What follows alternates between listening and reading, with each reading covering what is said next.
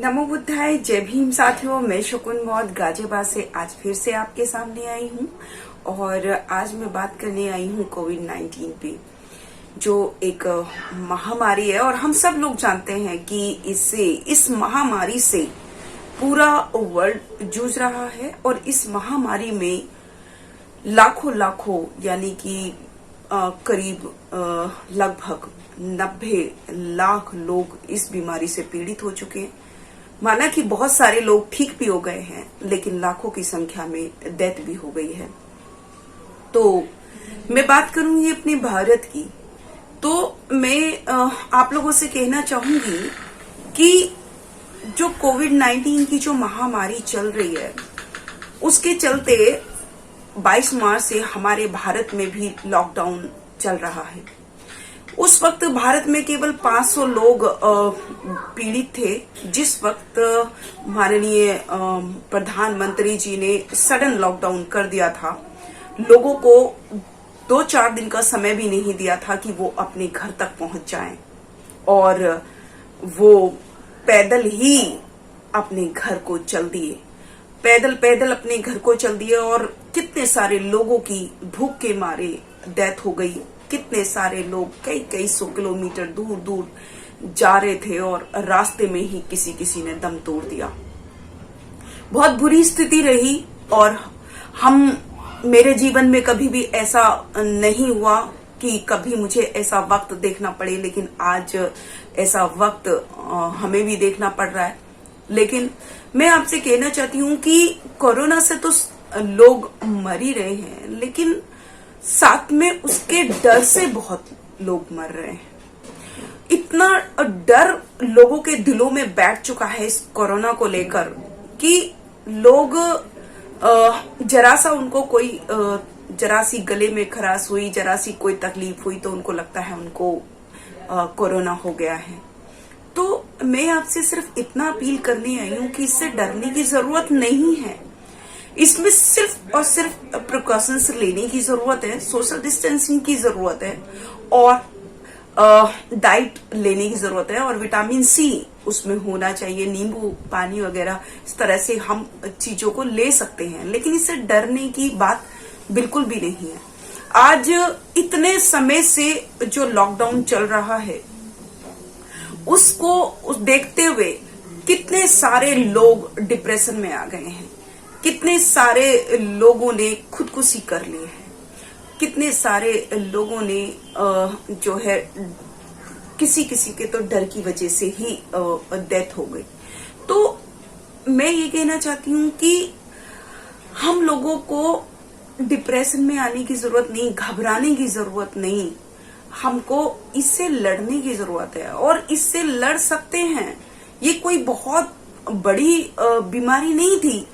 ये माना कि एक दूसरे से टचिंग से ये हो रही थी बीमारी, लेकिन हम इससे बच सकते थे और बच भी सकते हैं, अभी भी बच सकते हैं।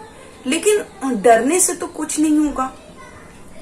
तो आज कोरोना से तो लोग इतने परेशान नहीं हैं, मुझे ऐसा लगता है, जितना कि जो है इस कोरोना ने बहुत सारे लोगों की रोजी रोटी छीन ली।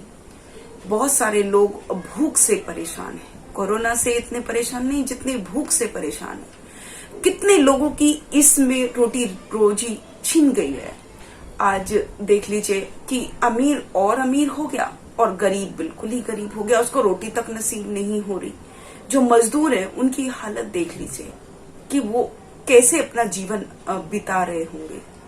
आज महंगाई चरम पर पहुंच गई। महंगाई इतनी बढ़ गई है कि लोगों को समझ ही नहीं आ रहा कि वो करे तो करे क्या।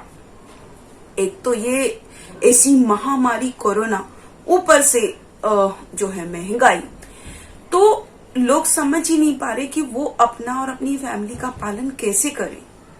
तो मैं माननीय मोदी जी से, माननीय प्रधानमंत्री जी से कहना चाहती हूँ और जो भी राज्य को देख रहे हैं मुख्यमंत्री, उन सभी सरकार से मैं कहना चाहती हूँ कि हमको मजदूरों के बारे में सोचने की जरूरत है। हमको उनको काम देने की जरूरत है। उनकी रोजी रोटी के बारे में सोचने की जरूरत है, क्योंकि सब भारतीय नागरिक हैं और अब भारत के प्रत्येक नागरिक की जिम्मेदारी सरकार की होती है और सरकार को उनका ध्यान रखना होगा। अब कहने के लिए तो 20 लाख करोड़ इशू हो गए, लेकिन कहां कहां लग गए कुछ कहा नहीं जा सकता। खैर, मैं तो सिर्फ इतना कहना चाहती हूं कि आज जिस भगवान के दरवाजे पर लोग प्रार्थना करने जाते हैं, आज जो है मास्क की उनको भी जरूरत हो रही है। देखिए, अपने योगी जी अयोध्या में भगवानों के लिए, जो ईश्वर हैं, जो माताएं, उनके लिए मास्क प्रोवाइड करा रहे हैं। क्या उनको इस मास्क की जरूरत है? नहीं है। क्यों? क्योंकि वो तो सबकी, उनके अकॉर्डिंग वो तो सबकी रक्षा कर रहे हैं। फिर उनको मास्क की क्या जरूरत? क्या उनको इंसानों की हेल्प की जरूरत है या ईश्वर की हेल्प की जरूरत इंसानों को है? समझ नहीं आता कि आखिर चल क्या रहा है। कि आज जगह जगह देखिए कि मैंने कितने लोगों को देखा कि जो ईश्वरों को, माताओं को मास्क पहना रहे हैं। क्या पागलपन है ये? समझ नहीं आता कि क्या है ये। खैर, अंधविश्वास की एक हद होती है और अंधविश्वास में लोग अभी भी अंधविश्वास से पीड़ित हैं। अगर इंसान सिर्फ और सिर्फ अपनी मेहनत पर बिलीव करे तो क्या वो आगे नहीं बढ़ सकता? आज मैक्सिमम लोग जो है, जो छोटे तबके के जो लोग हैं, जो बेचारे मजदूर हैं, बड़े लोगों को देखकर, क्योंकि बड़ी बड़ी गाड़ियों से उतरते हैं और मंदिरों में जाकर चढ़ावा चढ़ाते हैं, तो बेचारे वो मजदूर भी ये समझते हैं, जो 2 वक्त की रोटी तक नहीं के लिए पैसे नहीं होते, वो भी सोचते हैं कि हम भी कुछ मंदिरों में दान करेंगे तो शायद हमारा भी भला होगा इनकी तरह। लेकिन हम कहां लेकर जा रहे हैं?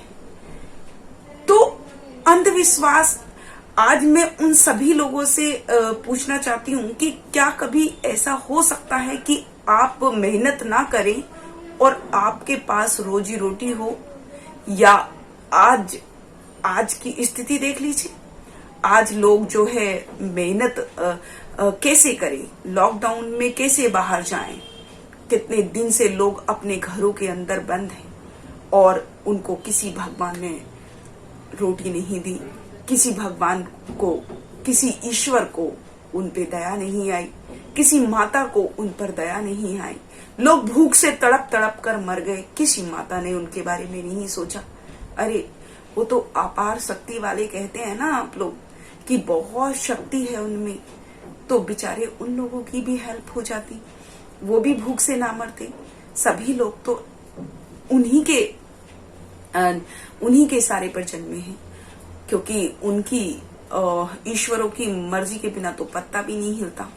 तो क्या ईश्वर चाहता है कि लोग भूख से तड़प तड़प कर मर जाएं? तो मैं आप लोगों से कहना चाहती हूँ कि इस अंधविश्वास पाखंडवाद से बाहर निकल जाइए, क्योंकि आप अगर मेहनत करेंगे तो ही आप आगे बढ़ेंगे। अगर आप अच्छे काम करते हैं तो उसका परिणाम भी अच्छा होगा। अगर आप बुरे काम करेंगे तो उसका परिणाम भी बुरा होगा, और ये आप खुद भी एनालाइज कर सकते हैं। आप सभी लोगों को उठाकर देख लीजिए कि बुरे काम का जो नतीजा होता है वो बुरा ही होता है। चाहे आप किसी बाबा को उठाकर देख लीजिए, किसी बिजनेसमैन को उठाकर देख लीजिए, चाहे किसी के बारे में, चाहे आसाराम बापू के बारे में बात कर लीजिए, चाहे विजय माल्या के बारे में बात कर लीजिए, तो जो बुरे काम करता है उसका परिणाम बुरा ही होता है। इसलिए आज जरूरत है अच्छे कामों की, करुणा की जरूरत है, मैत्री की जरूरत है, सभी के साथ भाईचारे की जरूरत है। अगर आप सक्षम हैं, अगर लोग सक्षम हैं कि वो 2 वक्त की रोटी किसी दूसरे को भी प्रोवाइड करा सकते हैं। आप इतने सक्षम हैं, आप बड़े बिजनेसमैन हैं, आप बड़ी नौकरी वाले हैं, तो आप गरीबों की हेल्प कर सकते हैं। ये जो संसार है इसमें करुणा ही चाहिए, इसमें तथागत बुद्ध का धम्म ही चाहिए, इसमें तथागत बुद्ध की विचारधारा ही चाहिए, इसमें बाबा साहेब की विचारधारा ही चाहिए कि सबको साथ लेकर चलो, सबके साथ न्याय होना चाहिए, सबके साथ करुणा मैत्री का व्यवहार होना चाहिए। क्योंकि अगर हम अंधविश्वास में रहेंगे, अगर हम लोगों के पाखंड में फंसते रहेंगे, लोग आपको फंसाते रहेंगे, आप फंसते रहेंगे, तो लोगों को जरूरत है कि इस पाखंडवाद को, अंधविश्वास को छोड़ दें। इस भारत देश को करुणा मैत्री की जरूरत है, तथागत बुद्ध के धम्म की जरूरत है, उनकी विचारधारा की जरूरत है, क्योंकि तभी हम तरक्की कर पाएंगे, तभी हम आगे बढ़ पाएंगे। तो आज जो लोग डिप्रेशन के शिकार हो रहे हैं, वो प्लीज ऐसा ना सोचें। आपका परिवार आपके लिए है, आप उनके लिए हैं, आपकी जिम्मेदारी है उनके प्रति, तो आप अपनी जिम्मेदारियों को निभाएं। सभी लोगों से अपील करना चाहती हूँ कि कोरोना से ना डरें, बस प्रिकॉशंस लेते रहें, इससे डरने की जरूरत नहीं है और धीरे धीरे स्थिति सब ठीक हो जाएगी। तो इसी के साथ मैं अपनी वाणी को विराम करूंगी। आप सभी को मेरा गर्व से एक बार फिर से नमो बुद्धाय, जय भीम। अगर आपने अभी तक हमारा चैनल सब्सक्राइब नहीं किया है तो सब्सक्राइब करें और घंटी का बटन बिल्कुल भी दबाना ना भूलें, ताकि सभी लेटेस्ट खबरें पहुंच सकें आप पे सबसे पहले।